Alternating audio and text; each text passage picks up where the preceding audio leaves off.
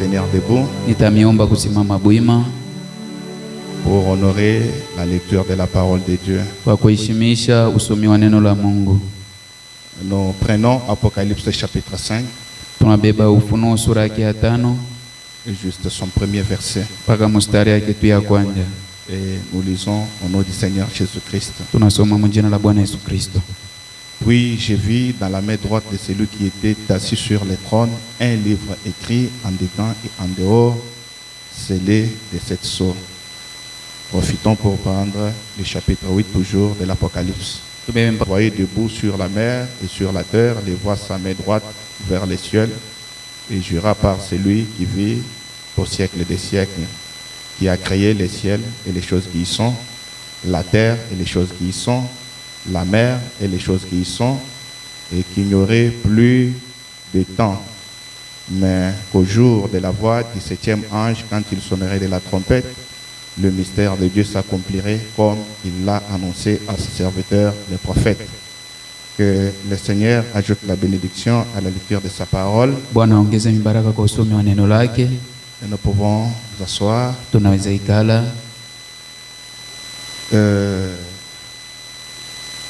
Avant de passer à l'écoute de la parole, Mbele ya kupita kusikia neno, je pense que peut-être quelques-uns d'entre nous pensaient que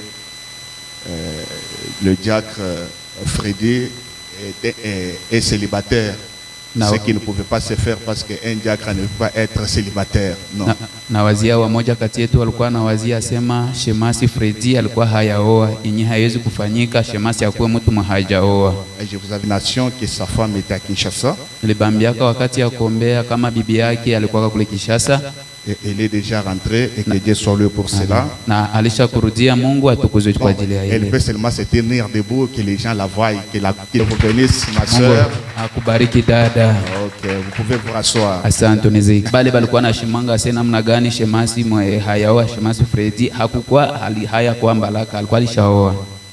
Ok, nous sommes toujours dans notre thème intitulé Les livres de la rédemption. Tungali mukishina yetu ya ile mafundisho yanasema kitabu ya ukombozi. Je n'ai même pas encore prié avant de commencer la parole. Prions. Tuombe Mungu.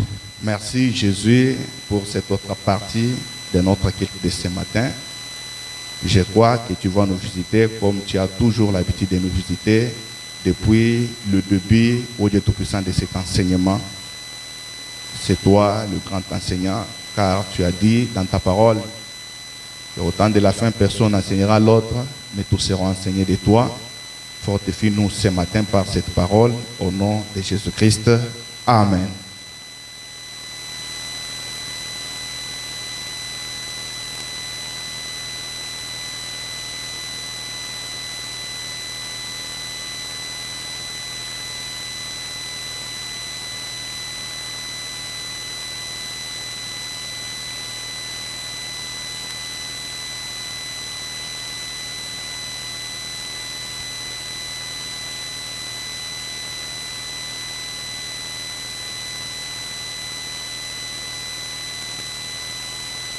Ok, nous sommes toujours, comme je le disais, dans notre thème sur les livres de la rédemption. Vile nilisema tungali mukishina yetu juu ya ile kitabu ya ukombozi. Les points que j'ai écrits là-bas, ou le sujet, le troisième point. Nous avions commencé avec Apocalypse chapitre 5. Tukaanza na Ufunuo sura yake ya 5. Jean fit ravi en esprit. Yohana akainuliwa katika roho Et se retrouva au ciel. akajikutana kumbingu. Il vit un homme assis sur le trône, Akaona mtu alikuwa anaikalia kuenzi, ayant dans sa main droite un livre akiwa na mkono yake ya kuume kitabu moja, écrit en dedans et en dehors, yenye naandikwa ndani na nje, et scellé de 7 sceaux. na inatiwa mihuri 7. Alors, ce livre, le prophète l'appelait le livre de la rédemption. Ile kitabu nabii aliita kitabu ya ukombozi. Et nous avions vu, nous n'allons pas encore beaucoup faire des bruits sur ces livres, ce que c'est ces livres. Parce que nous avons vu que ces livres est qualifié de plusieurs manières. C'est un livre de la rédemption. C'est un petit livre ouvert dans Apocalypse 10. C'est un livre mystérieux parce qu'il contenait des mystères. Ce même livre, c'est la parole de Dieu. Le livre de vie de l'agneau. Et nous avions beaucoup parlé là-dessus. Et ce matin, quand nous avons lu dans Apocalypse chapitre 8, nous avons seulement relevé son premier verset. Il est dit quand le 7e sceau fut ouvert, il y eut dans le ciel un silence d'une demi-heure.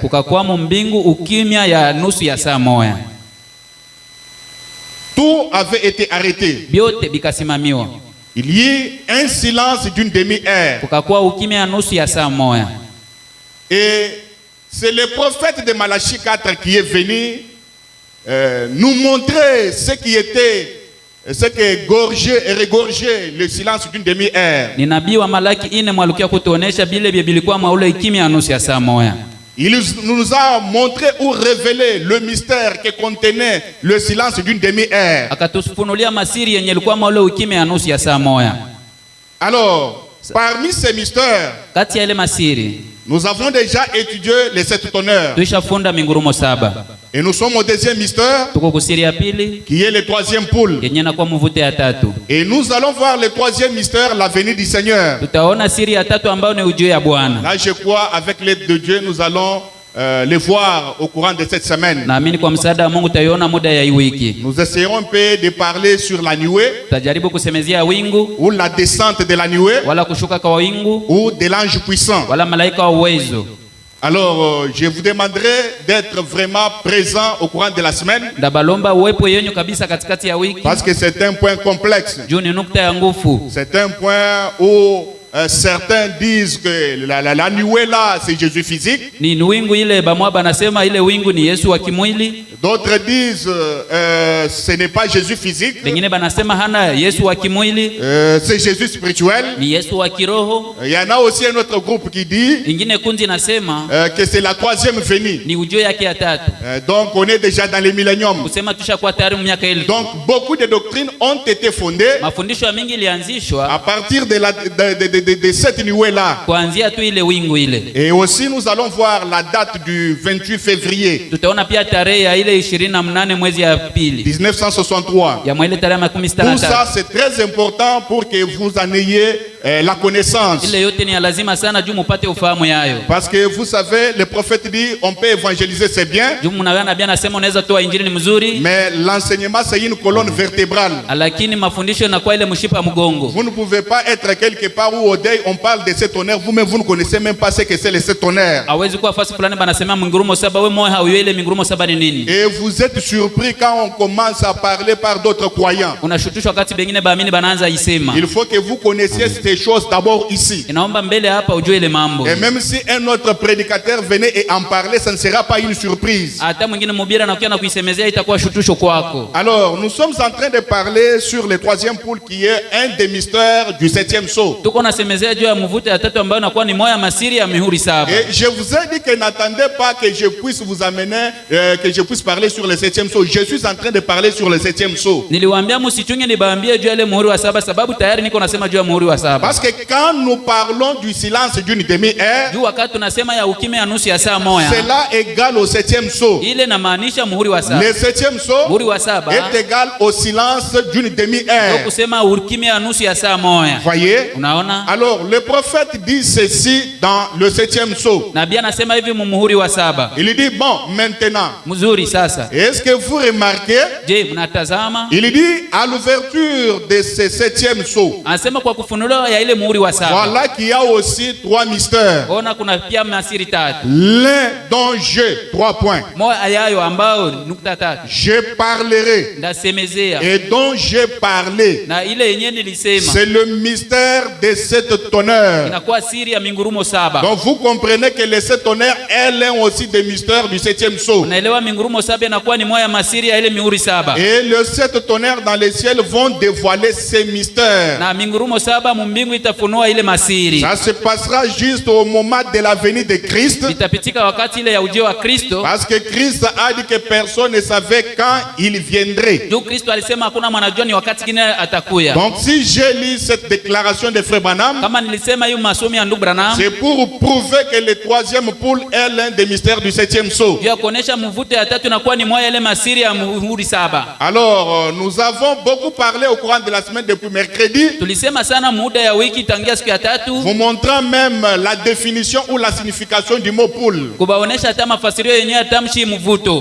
Poule ce n'est pas en français. Mvuto ina mkifrance. Parce que certains peuvent comprendre comme les poules ici que nous élevons. Non, ce n'est pas ça. Bataelewa kama ni bankuku hapa tuko nafuga aina ile. Ici c'est en anglais. Hapa iko mkiingereza. Donc vous voyez ce que j'ai écrit ici. Il y a P-U-L-E-L, des L. Unaona ile niliandika hapa hivi kubao. C'est comme ça que ça s'appelle. Ndio vile banaitaka. Alors, poule ici c'est un mot anglais qui signifie attirance. Mvuto hapa ni mkiingereza ni kusema ya kukokota. Et quand il y a quelque chose qui attire, unapokuwa jambo inavutia, voyez, unaona, c'est ce qui est appelé poule. Ndio ile inaitwa mvuto. Et nous avons vu qu'il existe 3 sortes de poules. Tuliona kuna mitindo tatu ya mivuto. Il y a le premier poule, kuna mvuto ya kwanza qui est la guérison, yenye uponyaji, oui, la guérison divine. Uponyaji ya kimungu. Le deuxième poule, mvuto ya pili, qui est la prophétie, ambao ni unabii ou le discernement, wala upambanuzi. Voyez, unaona. Et le troisième poule, na mvuto ya tatu, qui typifie, qui est aussi qualifié de plusieurs manières. yenye nao pia banaita namna mingi. Le troisième poule, c'est l'ouverture de la parole. Mvuto ya tatu inakuwa kufunua ya neno. Le troisième poule, c'est prêcher aux âmes perdues. Mvuto ya tatu ni kuhubiri kwa nafsi iliyopotea. Le troisième poule, c'est la manifestation de la parole parlée ou prononcer la parole. Mvuto ya tatu inakuwa kudhihirisha ya neno wala neno kusema neno. Le troisième poule, mvuto ya tatu, c'est la parole de Dieu. Ni neno ya Mungu. Le troisième poule, mvuto ya tatu, c'est la confirmation du ministère de Frère Branham. Kuhakikisha ya huduma ya ndugu Branham. Voilà ce que c'est le troisième poule. Ona mvuto ya tatu inamaanisha nini? Oui, monsieur. Ndio bwana. Alors, nous avons compris avec Frère Branham tukaelewa na ndugu Branham que ces 3 poules, kama ile mivuto tatu, même dans le ministère de Jésus, hata mhuduma ya Yesu, on a vu que Jésus avait aussi ces 3 phases. Tuliona Yesu alikuwa na ile vipande tatu qui étaient dans son ministère. yenye ilikuwa mhuduma yake. Le premier poule, parce qu'il a guéri les malades. Le deuxième poule, parce qu'il a prophétisé. Et le troisième poule, parce que quand il est allé dans le séjour des morts, il a prêché aux âmes perdues. Et prêcher aux âmes perdues fait partie du troisième poule. Et le prophète a dit que le même ministère doit se manifester en cet âge. Guérir les malades, prophétiser et aussi prêcher aux âmes perdues. Et dans, je crois, dans la brèche, point 116, le prophète a dit, c'est le même ministère qui est descendu aujourd'hui et s'est réincarné dans l'église. Et là, nous avons compris que c'est dans cette église où ce ministère, le même ministère de Jésus, qui se réincarne. Voyez, là, nous voyons que cette église-là, c'est un seul homme. Ah, ne vous fâchez pas à cause de cela. Parce que vous savez, l'église, dans un sens, c'est toi et moi. Et aussi Frère Branham. Mais il y a d'autres promesses quand le prophète parle. La même église, vous comprendrez que c'est une seule personne. Dans le cas où le ministère de Jésus est réincarné dans l'église, l'église, inazamishwa mkanisa, là nous nous retrouvons en dehors de l'église. pale tunajikutana nje ya kanisa. Là il n'y a que frère Branham, Pale ni ndugu Branham tu. en qui ce ministère de Jésus Ndani yake ile huduma ya Yesu s'était réincarné. ilizamishwa upya. Et nous avons vu que ce qui s'était passé dans le ministère de Jésus, Tukaona ilipitika huduma ya Yesu.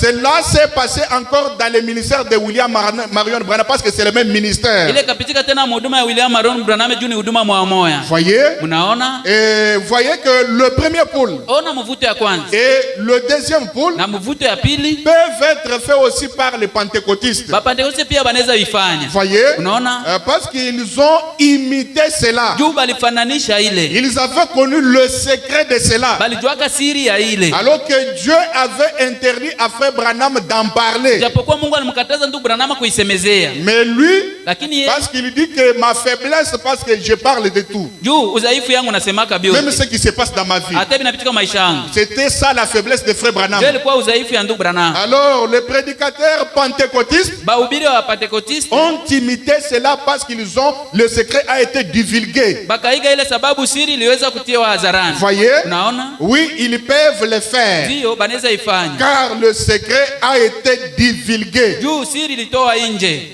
Mais sinon, Kama ingekuwa vile, si le secret n'était pas divulgué, kama siri ingetoa nje, là, nous comprenons que pale tunaelewa kama et le premier poule, na mvuto ya kwanza, deuxième poule, mvuto ya pili, troisième poule mvuto ya tatu serait dans le camp de l'épouse. ingekuwa mkambi ya bibi harusi. Mais comme le premier et le deuxième poule dont le secret a été divulgué, Vile mvuto ya kwanza na pili siri ilitolewa nje, alors les pentecôtistes se sont accaparés de cela. Wapentekoste wakenda ikamata. Mais pas le troisième poule. Hapana mvuto ya tatu. J'ai lu frère Branham Asoma ndugu Branham. dans ce sermon intitulé le 7e saut, Mahubiri naitwa muhuri wa 7 point 291 kwa ile nukta yake, jusqu'au paragraphe 296. kwa ile mpaka kwa ile ukurasa yake. Le prophète dit, Nabii anasema, j'étais là nilikuwa kule avec une petite chaussure de bébé. na biatu kidogo ya batoto bachanga. Quand il m'a parlé, il parle du Seigneur. Wakati Bwana alinisemezea, Et il a dit, maintenant opère ton premier poule. akasema fanya sasa mvuto wako wa kwanza. Et à ce moment-là, Na mwa ile wakati le poisson ira après l'appât. na samaki taenda.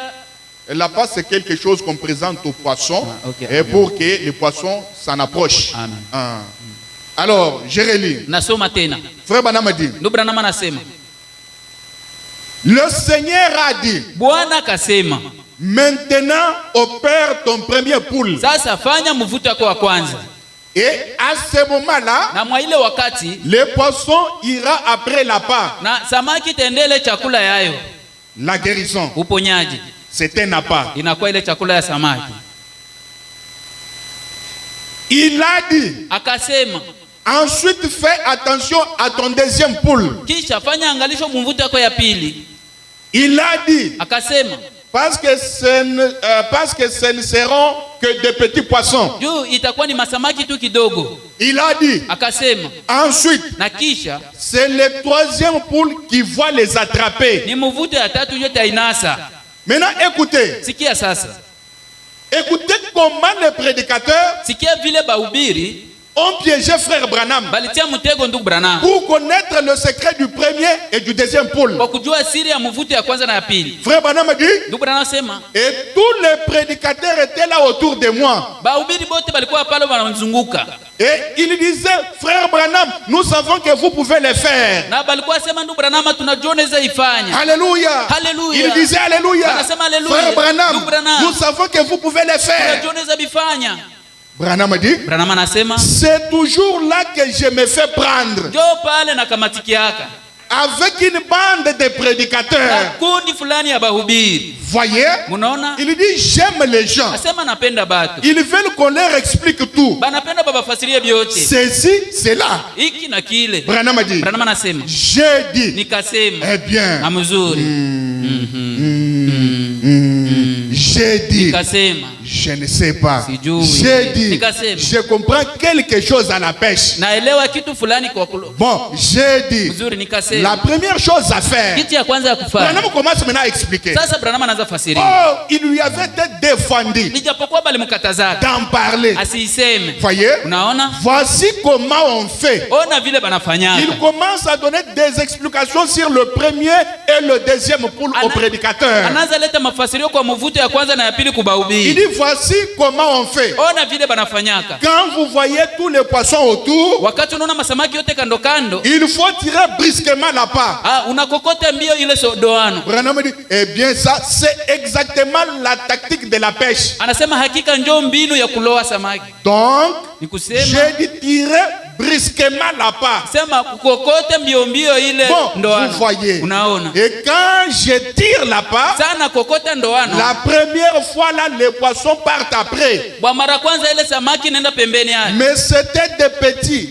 Ça c'était comme ceux que les attraper. Lakini ilikuwa kidogo kama vile ile kuzikamata. Voyez? Unaona? 294. Kwa ile kifungu. Il dit donc, Na sasa je dis, nikasema ensuite, na kisha il continue avec les explications. anaendelea mafasirio. Il dit, je dis, Nikasema ensuite, na kisha vous placerez utaweka 3 points. nukta tatu. Et en tirant dessus, Na kukokota yulu je l'ai envoyé sur la rive. nikaituma nje ya mtoni. J'avais un poisson, mais on aurait dit que c'était une peau qui enveloppait la part. Nilikuwa na samaki lakini nikusema kama ni ngozi ilikuwa nafunika ile chakula ya kuikokota ile samaki. Un petit poisson, Nikusema kasamaki kaloko sana. pareil à une peau, Yenye nafanana ka ngozi mais qui enveloppait la part. lakini nafunika ile chakula ya kukokota ya samaki. Frère Branham dit c'était simplement, Ndugu nasema ilikuwa tu il était tellement petit. ilikuwa tu samaki kidogo sana. Alors j'étais là et quelque chose m'a dit, je t'avais dit de ne pas faire ça. Na basi nilikuwa pale jambo fulani kaniambia nilikuambia ko usifanye vile. Ça c'est Dieu reprochant William Branham Pale ni Mungu anamakia ndugu Branham. d'avoir expliqué le secret du premier et du deuxième poule. Kuona alifasiria ile siri ya mvuto ya kwanza na ya pili. Branham dit, je me suis mis à pleurer. Branham anasema nikajiweka kulia. Ma ligne était tout autour, emmêlée autour de moi. Na hiyo mstari yangu yote ilikuwa tu nanizunguka kando kando yangu. Et j'étais là en train de pleurer, Nilikuwa pale niko nalia. la tête penchée. Na kichwa yangu kuinama. J'ai dit, Nikasema, oh Dieu, oh Mungu, pardonne-moi. nisamehe. Je suis un idiot. Mie sina akili. Seigneur, pardonne-moi. Bwana nisamehe. Et je tenais cette ligne. Na nikamate mstari. Voyez, Unaona? c'est là où que les pentecôtistes ont imité. Ndio pale wapentekoste walifananisha. Et aujourd'hui, Na leo si ils ont aussi le premier et le deuxième poule, kama bako pia na mvuto ya kwanza na pili. c'est à cause de ces secrets qui avaient été divulgués. Sababu ya siri alitoa nje. Ils peuvent aujourd'hui guérir les malades. Leo banaweza ponesha bagonjwa. Ils peuvent aujourd'hui prophétiser. Leo banaweza toa unabii. Et il y en a d'autres qui prétendent aussi donner des discernements. Kwa bengine banawazia kupana hata upambanuzi. Oh, parce que le secret a été divulgué. Oh, sababu siri ilitolewa nje. Mais quant au troisième poule, Kuhusu mvuto ya tatu, ils ne peuvent pas l'imiter. kama abezi ifananisha. Parce que le troisième poule, Juu mvuto ya tatu, c'est un secret complet entre l'époux et l'épouse. siri ya kueneana kati ya bibi harusi na bwana harusi. Il y a d'autres secrets Kuko masiri ingine dans un couple mjozi qui ne peuvent pas sortir dehors si ce n'est que l'homme et sa femme qui connaissent ces secrets-là. abezi kuitoa nje sipokuwa bwana na mwanamke ndio banayua ile siri. J'aimerais dire un peu quelque chose. Nipenda kusema kitu Frère, moja. si tu Ndugu, as une femme, kama uko na bibi, vous avez des secrets. Vous Uko na posez masiri. quelque chose entre vous. Mwongee vitu kati Mais yenu. la femme divulgue toujours les secrets. mwanamke anatoaka nje Ce n'est pas une bonne femme. Ule haiko mwanamke mzuri. Parce qu'il y a d'autres choses qu'on doit garder secret. Kuko vitu vingine ya kuchunga siri. Est-ce que je peux entendre un amen? Amen. Parce que vous savez, frère Branham dit Ndio mwana ndugu nasema que le diable ne connaît pas les secrets de nos cœurs. shetani hajuake masiri ya roho zetu. Si moi j'ai un projet de bâtir une maison Kama niko na mpango wa et kujenga que nyumba cela est à moi, na ile kumumi je n'ai jamais parlé de si cela. aisemaka Le ile diable ne peut pas venir déranger cela. shetani hata kukia Mais kuzuru c'est quand je divulgue cela sana itoa que nje Satan s'empare ndio shetani de anakamata ces secrets-là Ya siri et ile. commence à mettre des bâtons dans des roues. anaanza tia sasa vizuizo. Voyez. Unaona Alors, sasa le troisième poule, mvuto ya tatu, frère Branham devait garder secret. ndugu Branham alipaswa kuchunga siri. Et c'était un secret que le diable ne pouvait pas imiter. Na ilikuwa siri shetani asingefananisha. Et William Branham ne pouvait pas l'expliquer au public. William Branham asingefasiria kubatu. le troisième poule. Mvuto ya tatu. Parce qu'il a compris Jua alielewa. qu'en divulguant le secret du premier et du deuxième poule, Kutoa siri ya mvuto ya kwanza na ya il pili. y a eu beaucoup d'imitateurs, Kulikuwa bakufananisha ba mingi. beaucoup de prédicateurs imitateurs Bahubiri ba mingi bakufananisha. ont imité la chose. Bakafananisha jambo. Et Dieu le réprimanda. Mungu akamwamakia Branham. Et Branham plaira. Branham akalia. Il dit, oh Dieu, Sema oh Mungu, je suis un idiot. niko sina akili. Pardonne-moi. Unisamehe. Et comme nous l'avons dit, Vile tulisema. le ministère de frère Branham Huduma ya ndugu Branham était structuré ilikuwa kimaandiko. en 3 phases. Ilikuwa inaandikwa mu viwango 3. La première phase, Kiwango ya kwanza, qui est le premier pour la guérison. uponyaji ya kwanza wala uponyaji. Là, nous voyons Dieu venir lui donner des signes. Pale tunaona Mungu anakuwa mpatia alama mbili. Que quand tu prieras pour les malades, Sasa ile tuombea bagonjwa, il tiendra sa main. takamata mkono yake. Et quand il y aura des vibrations dans ta main droite, Sasa kuna kwa kutetemeka mkono kwa uume, comprends que la personne malade est guérie. elewa mtu ule anagonjwa alishapona. Le premier pôle. Mvuto ya kwanza. Et Dieu lui a dit, Mungu tena akamwambia pour le deuxième signe, juu ya alama ya pili. Dieu lui dit, Mungu il anamwambia arrivera un temps itafikia wakati moja où tu commenceras à déceler le secret de cœur des gens. kwenye utaanza pambanua masiri ya mioyo ya batu. Pas la prophétie, Hapana unabii, mais le discernement des secrets de cœur. upambanuzi ya masiri ya mioyo. Frère Branham dit, Ndugu anasema ça s'est fait 3 fois. bila vilifanyika mara 3 Chez le juif, kwa Wayahudi, chez les samaritains, kwa Wasamaria avec la femme prostituée, na ule mwanamke kahaba au puits de Jacob. kisima ya Jacob. Et comme Dieu est juste, Vile Mungu yeye ni wa haki, ces mêmes signes du Alama- discernement moya moya ya upambanuzi devraient aussi s'opérer chez les gentils. ilipaswa timia tena kwa watu wa mataifa. Voyez, Unaona? là ce n'est pas avec le corps physique Jésus. Pale hapana na mwili Yesu. Là, selon Luc 17:30, Pale kufuatana na Luka 17, le Fils de l'homme mwana wa mtu vient. anakuya. Il le fait par William Branham. Anaifanya kupitia William Branham. Il discerne le pensée des gens. Anapambanua mawazo ya batu. Voyez, Munaona? parce que Dieu est juste. Juu Mungu ni wa haki. Comme il s'était révélé aux Juifs et aux Samaritains, Bila jifunua kwa Wayahudi na Wasamaria, il devait aussi se révéler chez les gentils que nous sommes. alipaswa jifunua tena kwa mataifa ambayo tuko. Et le signe messianique est déjà manifesté par le prophète William Marion Branham. Alama kimasia isha kuonesha kupitia William na Marion Branham. Voyez? Unaona? Alors, écoutez. Sasa sikia.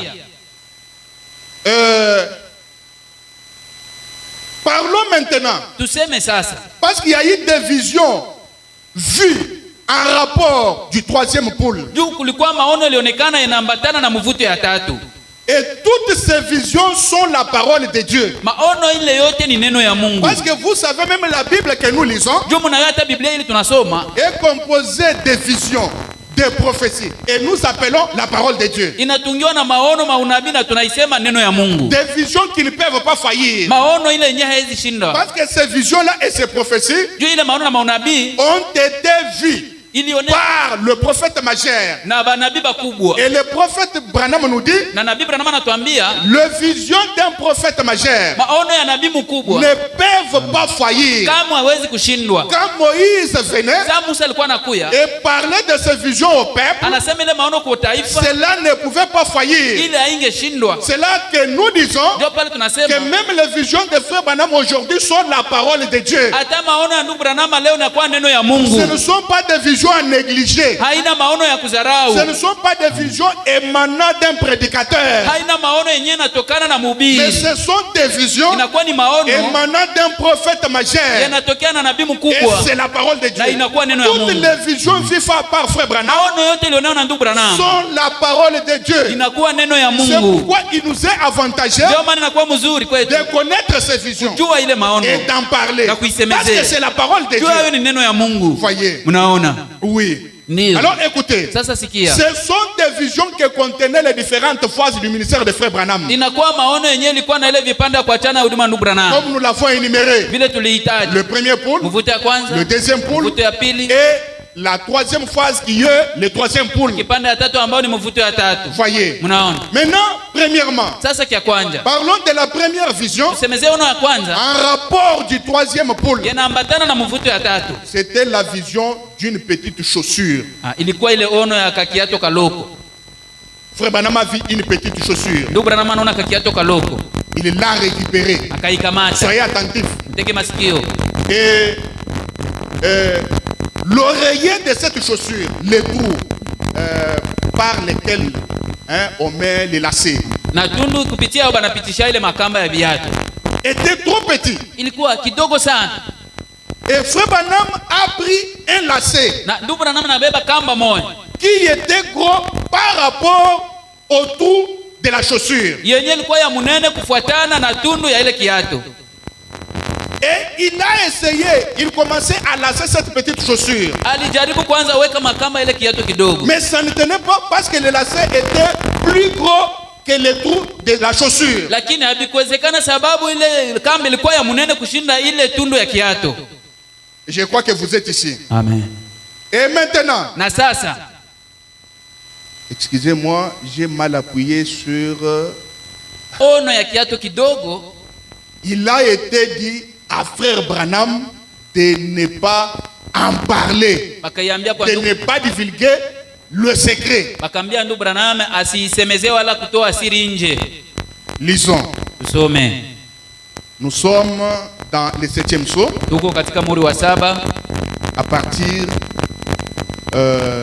du paragraphe 297. Les prophètes. Et ce que j'avais dans ma main, c'était une petite chaussure de bébé à peu près longue comme ça. Et je tenais cette ficelle. Elle était à peu près de la grosseur de mon doigt. Quelque chose comme ça.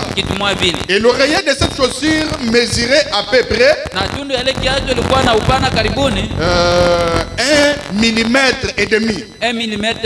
Probablement.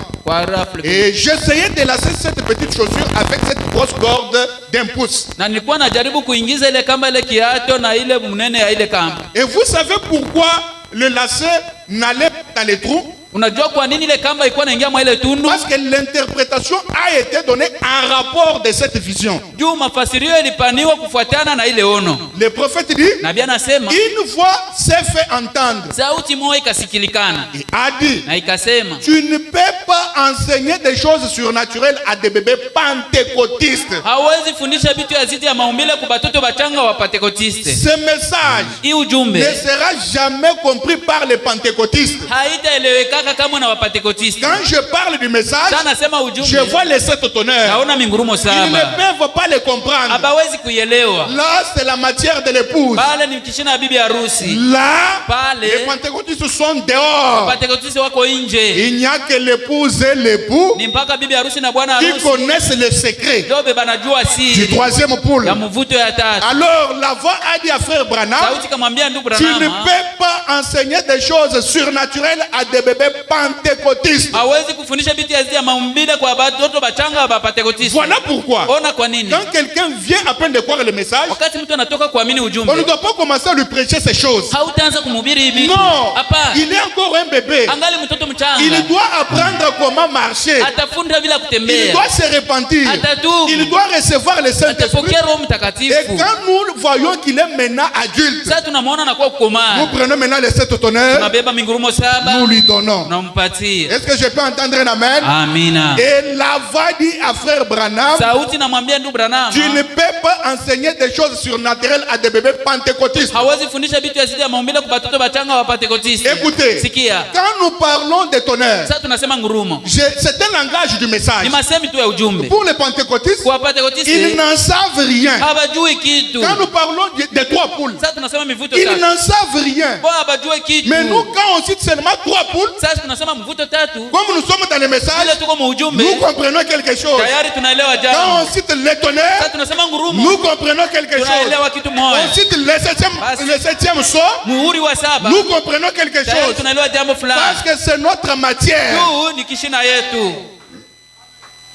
N'allez pas parler aux pentecôtistes de 7 tonnerres. Parce que vous savez, eux sont restés avec l'ancienne Bible. Et vous savez ce que c'est l'ancienne Bible? L'ancienne Bible est celle qui n'est pas interprétée. Amen. Leur Bible n'est pas interprétée. Mais nous avons la nouvelle Bible. Celle qui est interprétée. Amen. Est-ce que je peux entendre un amen? Amen. Celles dont les mystères du 7e soir sont interprétés, sont révélés. Voilà notre Bible. Que Dieu vous bénisse. Amen. Rejeter frère Branham, c'est rejeter la nouvelle Bible. Est-ce que je peux entendre un amen? Amen. Un croyant du message qui refuse d'accepter ces choses, c'est qu'il aime encore l'ancienne Bible. Il ne veut pas de la nouvelle Bible. Or, c'est la nouvelle Bible qui nous donne la foi de l'enlèvement. La foi de cette ère-ci ne vient que de la nouvelle Bible. Que Dieu vous bénisse. Amen. Oui, mon frère. Rejeter la nouvelle Bible, c'est rejeter Branham. Et accepter la nouvelle Bible, c'est accepter Branham. C'est accepter la révélation des mystères qui étaient écrits en dedans et en dehors du livre. Parce que le livre que Jean avait vu était écrit en dedans et en dehors. Et c'est l'aide de cette sceau. Et sa Bible avait plutôt ce livre avait sa destination. C'était ces jours dans lesquels nous vivons avec vous. Voilà la destination du livre de la rédemption. Et ce livre attendait ces jours pour être ouvert, interprété, les points mystérieux qui avaient été négligés par les autres. Ils ne pouvaient pas les toucher parce qu'ils n'avaient pas laissé les pentecôtistes. Tu ne peux pas leur enseigner des choses. Laissez-les. Et si la voix dit à Frère Branham de les laisser, moi je vais les accepter. Moi je vais aller écouter leur prédication.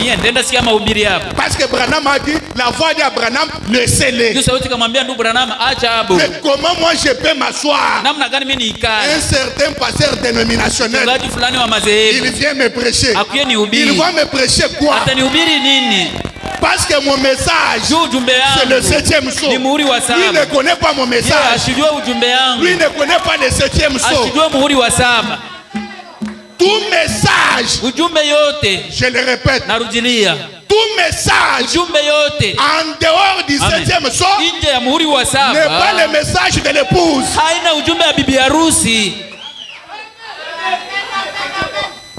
Même s'ils prêtent, non, ils ont des révélations. Quelle révélation? Parce que la révélation est venue des frères Branham. Quelle révélation? Je commence à prendre des séquences de prédication des dénominationnels, je mets sur mon statut. Non, ça vient comment? Parce que ceux qui le prêchent n'a pas de vie. La vie ne vient que du 3e pôle. Oui, le 3e pôle, c'est ça notre réveil. Le réveil de la parole. Et c'est de là que vient la vie. Amen. On prend une séquence d'une prédication d'un pasteur dénominationnel. On publie. Et là où il n'y a pas la vie, on ne peut pas y aller. Oh non, non, ce sont nos frères. Bon, avec l'amour de Christ, c'est un langage. Mais en réalité, nous ne sommes pas pareils. Nous ne sommes pas pareils. et ont leur credo. bo bako na mafundisho yabo mapokeo. Ils ont seulement porté le nom de Christ. Balibeba tu jina ya Kristo. Mais ils n'ont pas voulu manger de son pain qui est la parole et le message. Habakupenda kukule mkate yake ambayo ni ujumbe ya wakati. Mais ils ont dit à Christ, Bakasema Kristo, fais-nous seulement porter ton nom, tuvalishe tu jina yako. qu'on nous appelle chrétiens. Tuite ba Kristo, Mais lakini nous nous nourrissons de notre pain. tutakula mkate Pas yetu. ton pain à toi. Hapana mkate yako Et le wewe. pain de Christ aujourd'hui, Mkate ya Kristo leo c'est la parole révélée. neno leo funuliwa. Le 7e sceau. Muhuri wa 7. Est-ce que je peux entendre un amen? Amen. Et ce pain-là Na ilikuwa ne vient que de Bethléem. na mkate ile inatokana tu na Bethlehemu. Bethléem, Bethlehemu enceinte anabeba mimba par son époux na bwana harusi wake et qui engendre, na anazala qui enfante mwanazala le corps parole. mwili neno. Et vous connaissez cette Bethléem-là? Unajua ule Bethlehemu ule William Branham. ni William Branham. William Branham. William Branham. William Branham. William Branham. Notre mari d'aujourd'hui. Je n'ai pas dit mari. Marie. Ah. Notre mari Bwana wetu d'aujourd'hui. wale. Non. Maria wetu wa leo. Amen. Hein? Amen. À l'est, c'était la femme Marie. Kule kumashariki alikuwa mwanamke Maria. Maintenant, la Marie moderne, aujourd'hui, c'est William Branham. Maria wa sasa wa leo ni William Aaron Branham. Aujourd'hui, Leo il n'a pas engendré le corps physique de Jésus. ashikutaje Non. mwili ya kimwili ya Yesu hapana. Mais la parole. Lakini neno. La parole. Neno. Le troisième pôle. Mvuto ya tatu. Parce que le troisième pôle Juu mvuto ya tatu est lié au 7e sceau. inambatana na muhuri wa 7. Est-ce qu'on peut évoluer? Amen. On n'a pas de mari aujourd'hui. Hatuna wa Maria wawili leo. Ni mumoja. On évolue. Tuendelee. Et le prophète dit. Nabii anasema. Alors la femme lui a dit, laissez-les. Basi sauti kamwambia ubaache. Laissez-les. Acha hapo. On peut seulement les évangéliser. Tunaweza batilia injili. Venez quand même écouter la parole. Ukie tu vile kusikia injili. Mais n'allez pas avec les 7 tonnerres. Siende Là, na nguvu laissez-les. 7. Pale acha hapo. N'essayez pas d'en parler. Usipime kubisemea. Laissez-les. Acha hapo. Le prophète dit. Nabii anasema. Le troisième poule. Mvuto ya tatu. Vous en souvenez? Unakumbuka? Il a dit. Akasema. Tu as eu tellement d'imitateurs pour ces choses que tu as essayé d'expliquer. Ulipata ba kufananisha ba mingi kwa ile vitu ulifasiria. Mais a-t-il dit? Lakini akasema. Quant à ceci. Kuhusu hii. Quant au troisième poule. Kuhusu mvuto ya tatu. N'essaye même pas. Usijaribu hata. Vous vous en souvenez-vous? Je mnakumbuka? Combien se souviennent de cette vision? Banakumbuka ile ono. Branham dit bien sûr. Branham anasema mzuri. C'est sur bande et c'est allé partout. Iko kutepi na nasambazwa fasi yote. Cela fait environ 6 ans, 7 ans. Nafanya karibuni miaka 6-7. Il y a 7 ans de ça. Kuna tayari miaka Il a 7 dit, ile. n'essaye pas d'expliquer cela. Usijaribu kufasiria ile. Il a dit, c'est le troisième poule. Sema inakuwa ni mvuto ya tatu. Mais, Lakini je te rencontrerai là à l'intérieur. Nous allons parler bientôt là. Ndakukutana Dans kabule quelques ndani. minutes, Taisemezea nous allons parler de la vision de la tente. Ile ono Je yako. te rencontrerai là à l'intérieur. Ndakukutanaka mule ndani. N'est-ce pas vrai? Je haiko kweli? Il a dit, n'essaye pas. Usipime. Oh, j'étais là. Oh, nilikuwa pale. Tenant une petite chaussure de bébé. Kamata kiatu kidogo ya batoto. Quand tu m'as parlé. Saa ile Et alinisemea. il a dit, Nakasema. maintenant, Kwa sasa. exerce ton premier poule.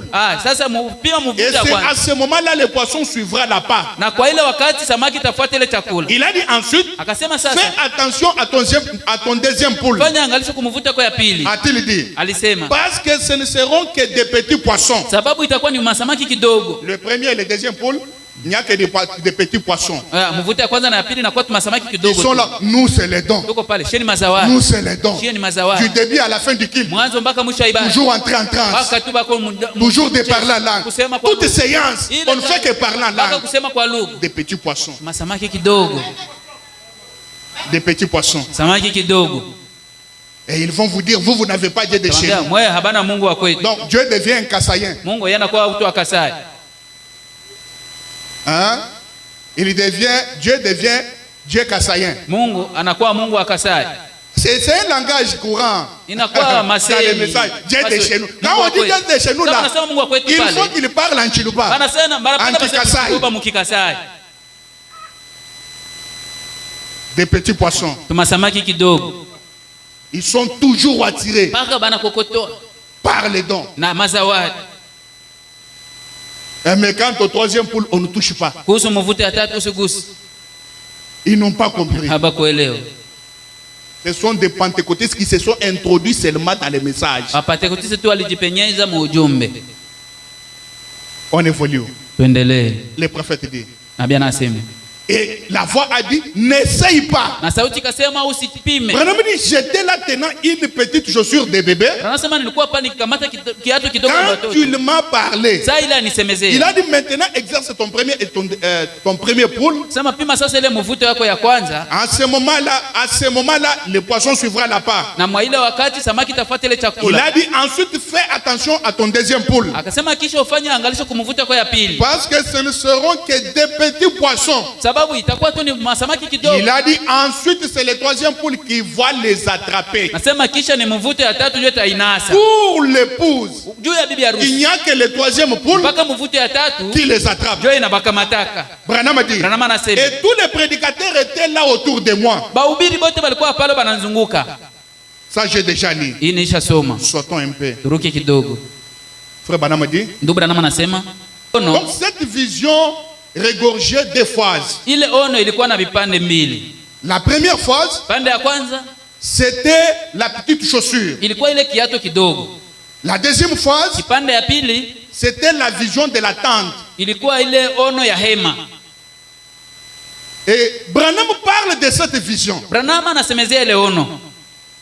Il dit, il a vu dans une vision une tente à l'intérieur de laquelle il y avait un petit bâtiment en bois. Et les gens avec des béquilles et des civières, ils entraient dans la tente et ils sortaient de l'autre côté guéris. Sans qu'il n'y ait même pas une petite prière. Tout malade qui entrait, il en sortait guéri. Et Frère Branham a posé la question. Et avant cela, Frère Branham a vu la lumière qui l'accompagnait. Les quittait et se plaça au-dessus de la tente. Et la lumière est descendue. Vous voyez? Amen. Et Frère Branham, quand il a vu comment le boiteux entrait et en sortait guéri, il a posé la question. Il a dit, qu'est-ce? Il a posé à l'ange. Qu'est-ce qui se passe là? Mais l'ange ne lui a pas expliqué. Écoutez ce que l'ange lui dit. Là, dans cette tente-là, je te rencontrerai. Voilà la réponse de l'ange. Et cela c'était en rapport avec le troisième poule. Évoluons.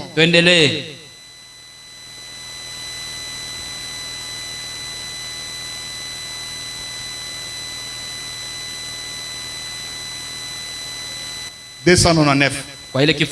Il dit, juste à ce moment-là, il m'a emporté. Il m'a élevé. Il m'a placé très haut. Quelque part où une réunion s'est déroulée, on aurait dit une tente ou un genre de cathédrale. Je regardais, il y avait comme une petite boîte, une petite pièce sur les côtés. Et je voyais que cette lumière parlait à quelqu'un au-dessus de moi. Cette lumière que vous voyez là sur la photo, elle s'est éloignée de moi en tournoyant comme ça. Et elle est allée s'installer au-dessus de la tente. Et il a dit, je te rencontrerai là. Et il a dit, ce sera le troisième poule et tu n'en parleras à personne. itakuwa mvuto ya tatu na utaisemezea kumutu. Voyez? Amen. Mais cette vision s'est-elle accomplie dans le ministère de Frère Branham? Ile huduma ile timia huduma ya ndugu Branham. Si je suis sincère, Kama niko mwadilifu, je peux vous dire jusqu'en 65, naweza kuambia mpaka le makumi prophète ne 65. faisait qu'attendre l'accomplissement de cette vision. Nabii alikuwa anachunga Mais kutimilika comme ile. il est mort avec d'autres secrets, on ne sait pas si cela s'est accompli, Kama ilitimia si non, wala hapana. on ne sait pas. Hatujui. Parce qu'on ne peut pas expliquer les choses dont Branham n'a pas expliqué. Hatafasiria mambo ile Branham ashikufasiria. Parce que jusqu'en 65, il parle toujours. Il dit que j'attends Mpaka makumi sita na tano nasema l'accomplissement de l'attente, de la vision de l'attente. ya ile ono ya hema. Quelqu'un peut dire Amen? Amina. Quelqu'un peut dire Amen? Amen. Maintenant, ce qui m'a intéressé dans cette vision, Kile kilinishughulisha mwa hiyo ono. qu'est-ce que cette vision de l'attente? Ile ono ya hema inamaanisha C'est nini? quoi au juste? Ni nini? Dieu voulait enseigner à Frère Branham quoi? Mungu alipenda fundisha ndugu Branham nini? Rappelez-vous, Kumbukeni. autrefois, Wakati ingine quand Frère Branham priait pour les malades, il était tellement fatigué et on l'emportait même de la chair vers les bureaux. wakati ndugu Branham alikuwa anaombea wagonjwa alikuwa anatoka na choka sana na banampeleka hata mu ofisi. Mais écoutez que dans cette vision, Sikia katika ile ono, on ne prie pas pour les malades. abaombee wagonjwa. Et l'ange lui a dit, je te rencontrerai là. Malaika kamwambia ndakukutana mule. Tout malade qui entrait, Kila mgonjwa alikuwa ingia, il en sortait étant guéri. alikuwa anatoka ama aisha pona. C'est moi qui me pose la question. Mimi ndio najiuliza swali sasa. Ne serait-ce pas Dieu allégeant la tâche Aingekuwa Mungu à Frère Branham pour ne pas être fatigué chaque fois qu'il priait? Bon, ça c'est moi qui me pose la question. Je n'ai pas donné mon avis. ni mimi najiuliza swali, je, haina Mungu alirahisishia ndugu Branham kazi juu asichoke? Ile ni mimi najiuliza. Parce que dans l'attente, on ne priait pas pour les gens. Juu katika hema hapakuwa naombea batu. Les gens entraient, Batu banaingia, sortaient guéris. banatoka Les banapona. boiteux entraient, Babilema ils jetaient les banaingia, béquilles. banatupa mabeki. Mais l'ange lui a dit, je te rencontrerai Malaika là. kamwambia ndakukutana mule. Est-ce que l'ange pouvait mentir à Frère Branham? Je, malaika ingemlanda ndugu Branham? Non. Hapana. Or, quand Branham voyait des visions, Ijapokuwa wakati Branham anaona maono, tous les éléments qui étaient dans la vision, maalama yote ilikuwa muono, il attendait que cela s'accomplisse. alikuwa anachunga bila bitimii. Vous allez trouver quelque part. Utakutana nafasi moja. Il dit que Dieu m'avait parlé d'un cas qui devait arriver Mungu aliniambia juu ya kesi yenye tafika, et la personne devait entrer dans la maison. mtu alipaswa ingia munyumba, Avant d'entrer, mbele ya ingie, il fallait que le chapeau soit quelque part, ilipendeza kofia kwa fasi que fulani, cet élément soit quelque part. alama fulani kwa fasi fulani. Est-ce que vous avez déjà lu ça? Mwishaka soma hiyo. Maintenant, si Branham s'est précipité Kama Branham anaenda haraka et que tout élément de la vision n'est pas à sa place, alama yote ya ono, kila alama haina nafasi la yake. prière ne pouvait pas être exaucée. Il fallait que tout élément, il fallait que le chapeau soit quelque part, un élément soit quelque part. Là, il regarde, il dit oui, avant que la personne entre, j'avais vu ça, j'avais vu ça. Et il prie, la solution est là. Ilipendeza alama yote kwa fasi fulani, alama kule sana ingia naona ile maalama yote nasema nilionaka kile nikaona na kile. Mais moi, ce qui me préoccupe, Mie ile inanishughulisha. les gens entraient Batu balikuwa et en naingia. sortaient guéris. Na banatoka Et banapona. l'ange devait rencontrer Frère Branham là. Malaika alipaswa kukutana ndugu Branham mule. Donc ce n'était pas seulement à deux, Haikukuwa tu bawili. entre Branham et l'ange. Kati ya Branham na malaika. Parce qu'il devait tenir des réunions dans cette tente-là. Balipaswa fanya mazungumzo mwele hema. Voyez? Et le troisième poule devait s'accomplir aussi dans cette tente. Mvuti ya tatu ilipaswa kutimika pia mwele hema. C'est là où je me suis posé la question. Comme on ne priait pas pour les Bila malades, hapakuwa naombea wagonjwa. je ne sais pas. Sasa si Si Dieu voulait alléger seulement la tâche à Frère Branham, Mungu alipenda parce que rahisishia quand kazi il priait Branham. pour les malades, il s'affaiblissait beaucoup. Juu wakati nilikuwa naombea wagonjwa alikuwa nazoofika sana. Je n'ai pas donné mon avis. Sikupana Mais maoni c'est yangu. une question que moi, je me suis posée. Ulizo ile inajiulizaka. Évoluons. Tuendelee. Parlons maintenant Tuseme sasa du troisième pôle mvuti ya tatu dans les 7 pics. ile machongo yake saba, 7 pics. milima yake saba. Non. Les sommets, les 7 sommets d'une montagne. Ah, bilele. Donc, une montagne regorgeant 7 sommets. Bilele saba.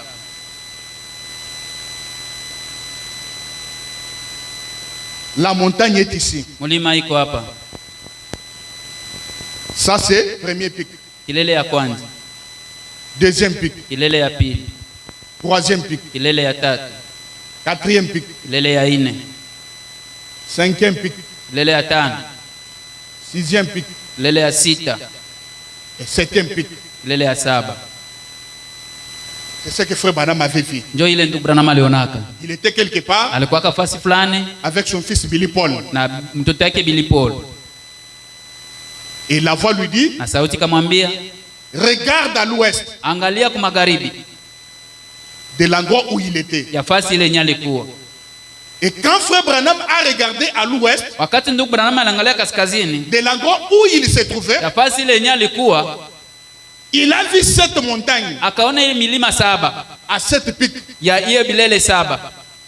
Et la voix lui a dit, Sauti kamwambia, regarde bien cette pic. angalia mzuri ile bilele. Je te donne maintenant un signe éternel. Na kupatia sasa Alléluia. alama mwa milele. Je te donne quoi? Nakupatia nini? Un signe éternel. Alama mwa ya milele. Et ton nom est dans cette pic. Na jina yako iko mwa hii bilele hii. Voyez comment Dieu a élevé frère Branham. Unaona vile Mungu aliinua ndugu Branham. Son nom Jina yake dans les 7 pics d'une montagne. mwa hiyo milele saba ya mulima mo. Et moi, je viens ici, je commence à parler à mal de frère Branham. Na mimi nakuja Là, je serai maudit. Mimi ndalaini. Un homme dont le nom a été placé dans les 7 pics d'une montagne. Mtu ule jina yake liweko mwa ile bilele saba ya mulima mo. Et je vais me comparer à lui. Mimi ndajilinganisha naye. À moins que je sois sorcier. Mpaka nikuwe mlozi tu. Certainement. Et la voix lui a dit, ton nom est écrit là. Sauti kamwambia jina lako naandikwa mule. Dans les 7 pics d'une montagne là que tu as vu. Katika ile machongo saba ile mulima mo uliona. Branham a dit, Branham akasema, comment ça? namna gani?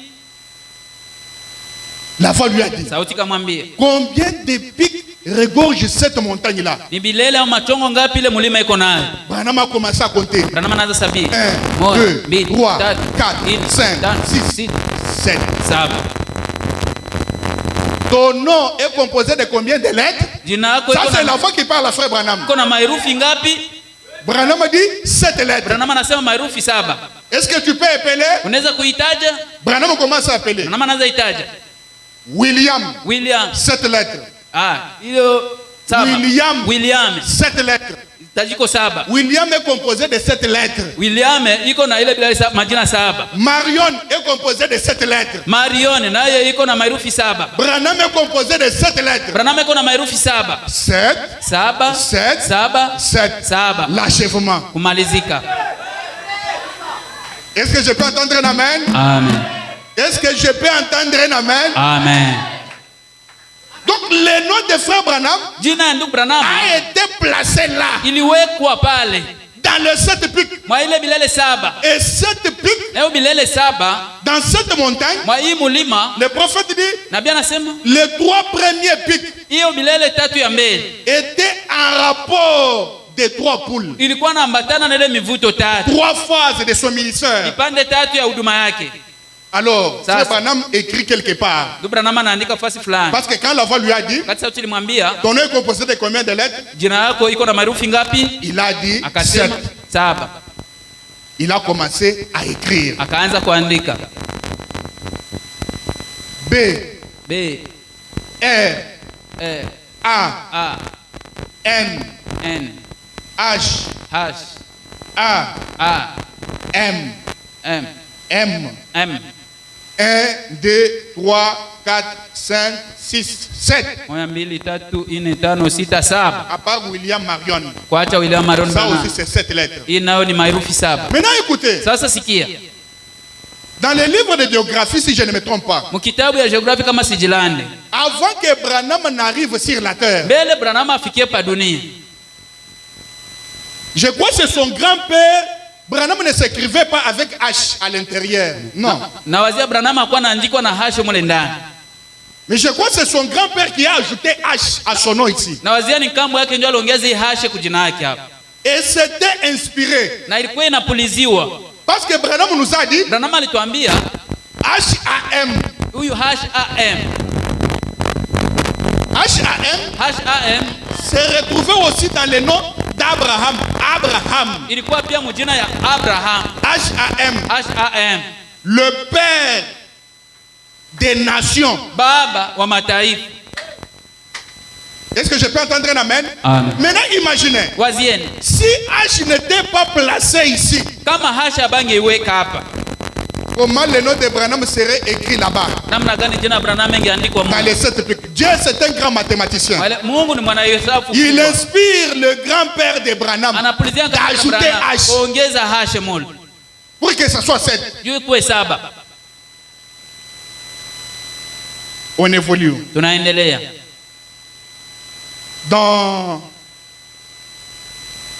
Dans ce sermon, katika hii mafundisho, c'est tenir à la brèche. simama kwenye pengo. Le prophète dit, Nabii anasema, eh bien, na mzuri, et comme Billy et moi, nous nous étions mis en route. na kama vile Bili na mimi tulijiweka munjia. Voyez-vous, Mnaona? nous nous sommes mis en route. Kajiweka munjia. Billy s'est endormi de nouveau. Bili akalala tena upya. Et cela m'a dit, Na ile kaniambia, je vais te donner un signe éternel. ndakupatia alama mwa milele. J'ai dit, Seigneur, Nikasema Bwana, quel? ni nini ile? J'ai entendu un petit peu et rien n'est arrivé. Kasikia kidogo tu hivi na kule Bili J'ai dit, ilifika. quel est ce signe éternel? Nikasema ni alama gani ile ya milele? Oui, j'ai entendu quelques minutes. Kisha nikachunga tena dakika kidogo. Juste à ce moment-là, Paka ile j'ai wakati jeté un coup d'œil nikatupa richo pour voir Billy. kwa kuona Bili. Il dormait. Alikuwa analala. Et il a dit encore, Kasema je vais te donner un signe éternel. kupatia alama mwa milele. Il a dit, regarde à l'ouest de l'endroit où tu te trouves. Kasema angalia kaskani ya fasi ile unakutana. Et j'ai tourné la tête comme ceci, Kageuza kichwa namna hivi dans la camionnette, katika kamioneti pour regarder. kwa kuangalia. Et oh là Ah, là, oh la la, l'Esprit du Seigneur. roho ya Bwana. J'ai eu envie de crier et de hurler. Nilisikia saa vile nilalamike wala kunguruma. J'ai regardé, Na nikaangalia,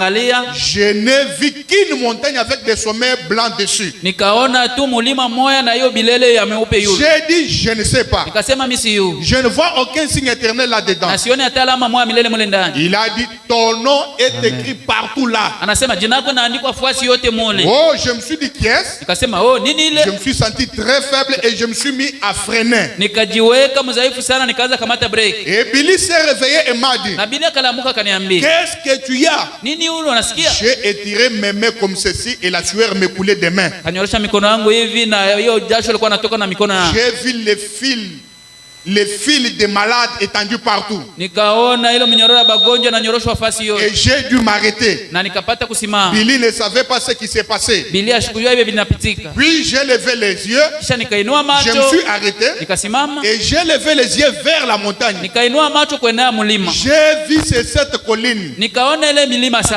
Eh bien, Na mzuri, écoutez, sikia. si vous voulez comprendre quelque chose, Kama naelewa jambo fulani, il y avait 7 pics au sommet d'une montagne. ilikuwa ile machongo la bilele 7 kukilima mlima. Une montagne qui s'étend sur plusieurs miles ou kilomètres. Na mlima moja yenye iko kuma kilomita mingi. La dernière montagne avant d'entrer dans l'autre région, Na mlima ya mwisho mbele ya kuingia mjimbo il n'y ingine. a plus de montagne après celle-là. Hakuna ingine mlima kisha ile. Et elle s'étend de l'est à l'ouest. Inanyoroka kumashariki mpaka magharibi. La chaîne des montagnes. Hiyo mnyororo ya milima. Et elle était couronnée de neige au sommet. Ilikuwa naweka taji kule yulu. Branham commence à expliquer. Na Branham anaanza kufasiria. Le 2 premiers petits pics. Na hiyo milima mbili ya kidogo ya Chongo. machongo. Ir. Amen. Ah. Les 2 premiers pics. Hiyo Les 2 machongo, premiers petits pics. hiyo machongo mbili ya mbele, Puis un grand pic. kisha hiyo chongo mwa mkubwa. 3 points. Nukta tano. Puis un autre petit pic. Kisha ingine chongo kidogo. Ensuite un pic plus grand. Kisha chongo ingine moya munene. Puis un petit pic. Kisha kachongo kingine kaloko. Ensuite une énorme et longue montagne couronnée de neige. Kisha ile ingine mulima mrefu yenye navikwa na ile mawingu. Et j'ai dit, Na nikasema, Seigneur, je ne comprends pas ce que cela signifie. Bwana sielewe ile inamaanisha nini. Il a dit, combien de pics y a-t-il? Asema machongo milima ngapi kiko? J'ai dit, il y en a 7. Kasema iko 7. Ton nom a combien de lettres? Jina lako iko na maherufi ngapi? Branham commence à épeler son nom. Branham anaanza kutaja jina yake. Il dit B, Asema B, R, A, N, H, A, M. Marion, il commence à épeler Marion. Marion anaanza kuita Marion. M, A, R, I, O, N. Il commence à appeler Branham. Anaanza kutaja Branham. B, R, A, N, H, A, M. William, Marion, Branham. 7. Saba. Branham dit. Et il y avait là 3 pics remarquables. Na pale kulikuwa chongo milima ya kuonekana. Et il a dit ces 3 pics sont le premier, le deuxième et le troisième poule. Voilà pourquoi cette vision était en rapport avec les trois poules. Asema ile machongo tatu ya mbele ilikuwa inaambatana na ile mivuto tatu ya mbele. Le premier était la première phase de ton ministère. Ça c'est l'ange qui lui explique. Na hiyo chongo ya kwanza ilikuwa ile kipande ya kwanza ya huduma yako, ni malaika anamfasiria. La petite colline. Kusema ile mlima kidogo. Donc ton premier poule, kusema mvuto ya kwanza c'est assez haut. Ni ya yulu kidogo. Vous savez les signes dans la main. Unajua alama mumukono. Oui, il y a un petit intervalle au milieu. Kisha kuko kafasi kaloko katikati. Correspondant à la période pendant laquelle je m'étais retiré étant trop épuisé. Na inaambatana na muda ile nyenye jitosha wakati ile nasikia nachoka sana. Parce que entre le premier poule et le deuxième poule, juu kati ya mvuto ya kwanza na ya pili, Branham dit il y a eu un intervalle. Branham asema kulikuwa fasi ya wazi. Qu'est-ce que l'ange lui a dit? Malaika akamwambia nini? Il lui a dit je te donne deux signes. Nakupatia alama mbili. Le premier signe. Alama ya kwanza. Maintenant l'ange lui dit malaika anamwambia il arrivera un temps utafikia wakati où tu vas commencer à déceler les secrets. Tanza pambanua samasi. Donc le deuxième poule. Kusema mvuto ya pili. Donc vous comprenez que entre le premier et le deuxième poule, wakati ya mvuto ya kwanza na pili, il y a eu un petit temps mort. Kulikuwa wakati moja ya bure pa. C'est ce que frère Branham dit ici. Ndio pale ndugu Branham anasema. Un intervalle. Kulikuwa fasi ya bure de temps. Ya wakati. Et le prophète dit. Na nabii anasema. Il dit. Anasema. Eh bien. Na mzuri. J'ai eu un autre il y a environ quelques années maintenant. Na nikapata wengine kunakuwa karibuni miaka fulani sasa. Ils ont ces petits pics.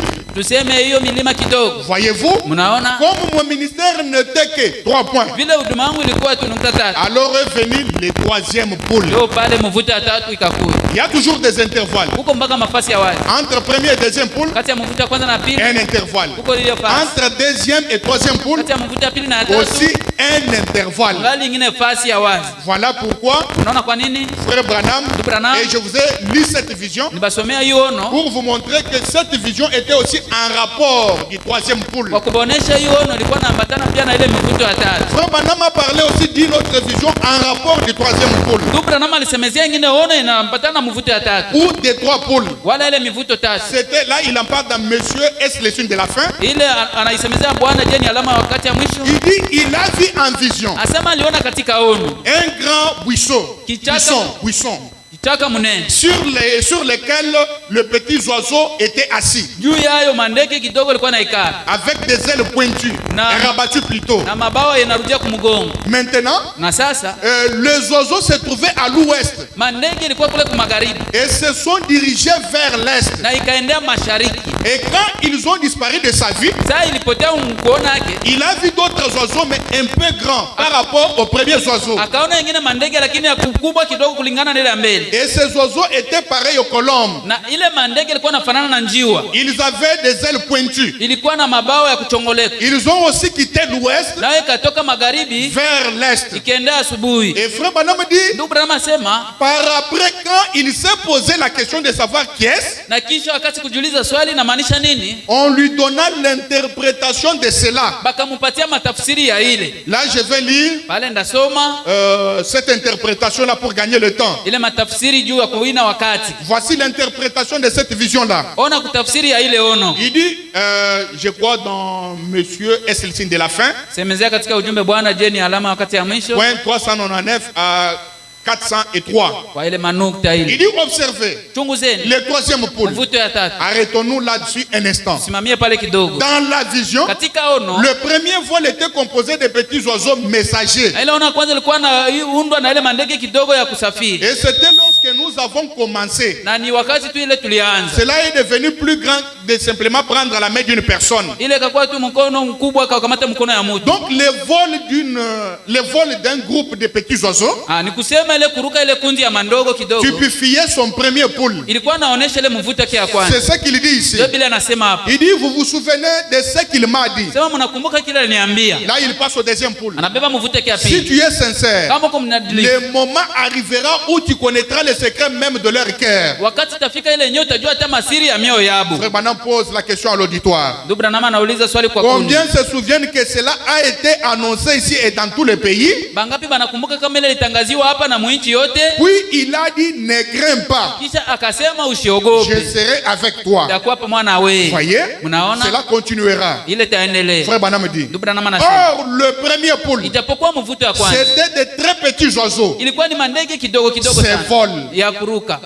Ils sont allés à la rencontre du temps ikaenda kutanana na nyakati et à la rencontre de la venue du Seigneur. na kutanana na ujio ya Bwana. La deuxième fois, Mara pili il parle du deuxième poule. anasemezea mvuto ya pili, Le secret du cœur. ile siri ya mioyo. D'abord, c'était de prendre la main d'une personne, Kwanza ilikuwa kamata mkono ya mtu, se tenir là et lui dire ce qu'elle avait. anasimama pale na kumwambia kila nasikia. Ensuite, leur péché était révélé Kisha na madhambi yao ilikuwa nafunuliwa, et il leur était dit ce qu'ils devaient faire. na ilikuwa na baambia vile vya benye Et batafanya. maintenant, on me dit, est-ce vrai? Unasema je, ni kweli? L'assemblée dit Amen. Niko nasema amini. Alors cela est arrivé parfaitement comme Dieu l'avait dit. Na ile kafika kikamilifu kama vile Mungu Et aliisema. vous en êtes témoins, Na Mungu bashuhuda ainsi que le monde, ainsi que l'église. dunia mzima pia na kanisa. Quand j'ai dit, Wakati ile nilisema, j'ai vu un ange, niliona malaika moja. c'était un feu de couleur émeraude, c'est-à-dire la colonne de feu. Ilikuwa ile nguzo ya moto. Les gens ont ri Batu bakacheka, et ils ont dit, Billy, sois raisonnable. bakasema Bili ikuwa na akili. Il dit, l'œil scientifique et magique de l'appareil photographique l'a pris en photo. Asema ile licho kia mastajabu ya kisiasa ilikamata mupicha. Je ne mentais pas, je disais la vérité et Dieu l'a confirmé. Sikukuwa na landa, nilikuwa nasema kweli na Mungu akaihakikisha. Ok. Mzuri. Maintenant, Sasa dans le troisième poule, katika mvuto ya tatu il y avait 3 phases. mulikuwa vipande tatu. Deux phases plutôt. Vipande mbili samani. La première phase, Upande ya kwanza c'était avec Frère Branham. ilikuwa pamoja na ndugu Branham. La deuxième phase, Kipande ya pili Frère Branham dit ça va s'accomplir lorsque le conseil écuménique va commencer la pression sur l'église ou sur l'épouse. ndugu Branham sema itaanza wakati ile shauri ya makanisa itaanza msukumo yayo juu ya kanisa wala bibi harusi. Voilà la deuxième phase du troisième poule. Ndio kipande ya pili ya ile mvuto ya tatu. Donc, le troisième poule Mvuto ya tatu est formé de 2 phases. inatungiwa na vipande mbili. La première phase Kipande ya kwanza avec Frère Branham. pamoja na ndugu Branham. La deuxième phase, Kipande ya pili c'est avec vous et moi. Mais quand le conseil écuménique va commencer sa pression sur nous. ni pamoja wewe na mimi wakati ile shauri ya makanisa inaanza msukumo yake juu yetu. Et je vais terminer par là. Na ndamalizia pale. Frère Branham en parle d'en tourner le regard vers Jésus. Ndugu Branham anasema katika kugeuzia macho kwa Yesu. Point 32, il dit ceci. 13:2 anasema hivi. Alors, les personnes comme nous seront complètement retranchées de tout cela. Sasa batu kama sie batakuwa banaondolewa katika yote kwa lote juu ya Il hii. dit c'est exact. Asema ni hakika. Car elles ne pourront pas le faire. Sababu abatapata kuifanya. L'étau se resserre. Na banaregeza kamba. Quand ce temps viendra, Wakati itakuya. le temps de la pression, Wakati ya msukumo. et que la pression sera telle que vous serez acquillés. Na msukumo itakuwa sawa vile kabisa utasikia unabaniwa. Alors faites attention à ce que, Basi fanya angalisho ya kwamba observez alors le troisième poule. chunguza basi ile mvuto ya tatu. Il sera absolument adressé à ceux qui sont totalement perdus, mais il sera en faveur de l'épouse. Itakuwa naambiliwa kwa bale benye banapotelea kwa lote, itakuwa kwa uheri kwa bibi harusi. Voilà ce que regorgeait le troisième poule. Ona kile kenye mvuto ya tatu ilikuwa nayo. Voilà, nous sommes à la fin de notre sujet sur le troisième poule. Oneni tuko kumwisho juu ya hii nukta yetu juu ya ile mvuto ya tatu. Nous avons parlé depuis mercredi Tangia siku ya tatu lisemezea. et nous venons de terminer ceci aujourd'hui ce matin. Tunatoka kumalizia hii asubuhi. Du reste